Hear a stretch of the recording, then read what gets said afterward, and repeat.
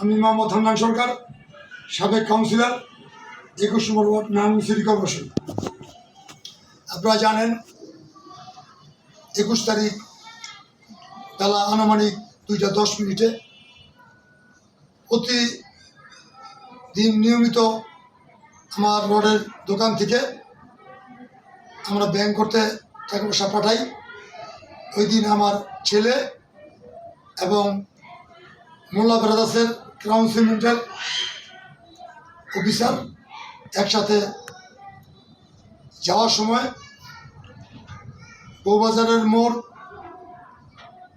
উৎপাতে থাকা চিহ্নিত ছিনতাইকারী এবং আওয়ামী লীগের দোসর তাদের বিরুদ্ধে পুলিশের অস্ত্র ছিনতাই, পুলিশকে মারধর, পুলিশ থেকে আসামি লুটে নেওয়া, এই ধরনের লোকজন উৎপত্তি থেকে আমার ছেলে এবং মেশকাত নামে ক্রাউনের এক অফিসার তার থেকে 2টা ব্যাগ ছিনিয়ে নেয়। ইতিমধ্যে পুলিশ, ডিবি, অন্যান্য সংস্থা লোকেরা 2 জনকে গ্রেপ্তার করে। এই জায়গায় আমার প্রশ্ন, এই জায়গায় যাদেরকে গ্রেপ্তার করেছে, যাদেরকে আসামি করা হয়েছে, ভিডিও ফুটেজে করা হয়েছে এবং ভিডিও ফুটেজ আরও আছে, এইগুলি আমি এখনো প্রচার করি নাই তদন্তের স্বার্থে। এক মহিলা, হাসানের ওয়াইফ, সীমন্তের মা, এই মহিলা একটা ফ্রড। এই মহিলার কতক্ষণ বলে আমি মানবাধিকার সংস্থার লোক, আমি অমুকের লোক। সে বিভিন্নভাবে এই আবল তাবল কথা বলে। সে দেখলাম একটা বক্তব্যে বলল পুলিশের সামনে অস্ত্র, পিস্তল, চাকু ঠেকাইয়া তার জামাইকে, তাকে আত্মীয়কে মারধর করা হয়েছে। এখানে 30 থেকে 40 জন প্রশাসনের লোক ছিল। তারা আসামি ধরেছে, আসামি রিমান্ডে এনেছে, আরও আসামি ধরবে। এই মর্মে সারা বাংলাদেশের মিডিয়ায় 10 লক্ষ লোকের এইগুলি ফলোয়ার পেয়েছে। দিন দুপুরবেলা 2:10 প্রকাশ্যে আপনার ছিনতাই করেছে, এটা সারা বাংলাদেশের মানুষ জানে।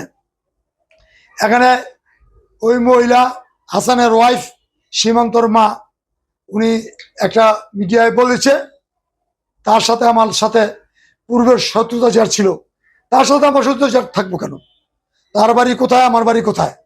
সে এলাকার একজন লোক, আমি এই এলাকার সাবেক 2বারের কাউন্সিলর। আমার ছেলের ব্যাপারটা প্রশাসন জানে, এসবি, এনএসআই, ডিবি সবাই জানে এই ব্যাপারটা কিভাবে হয়েছে। ভিডিও ফুটেজ যেগুলি আছে এগুলি প্রচার হয়েছে, আর বাদ বাকি ফুটেজগুলি আমার কাছে আছে। এগুলি আমরা আইনের যখন সাক্ষী চলবে কার্যক্রম, তখন এইগুলি আমরা দিব।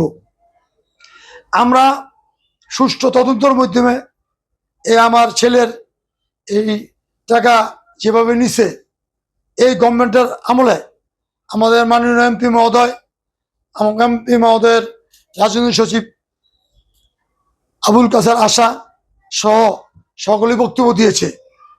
আমার এই নিবেদন প্রশাসনের কাছে, এই ধরনের ঘটনা, আসামি মাত্র 2 জন ধরা পড়ছে, আসামি আরও আছে, আসামি ঘুরছে।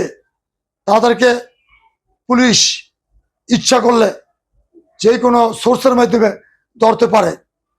যদি পুলিশ না পারে আমাদেরকে বলবে, আমরা পুলিশের সাথে সহযোগিতা করব। আমরা এলাকার দাঙ্গা হাঙ্গামা যেমন আইন শৃঙ্খলা ভঙ্গ না হয়, এই জন্য আসামি আমরা ধরে দিচ্ছি না, প্রশাসনের মাধ্যমে আমরা ধরতে চাই।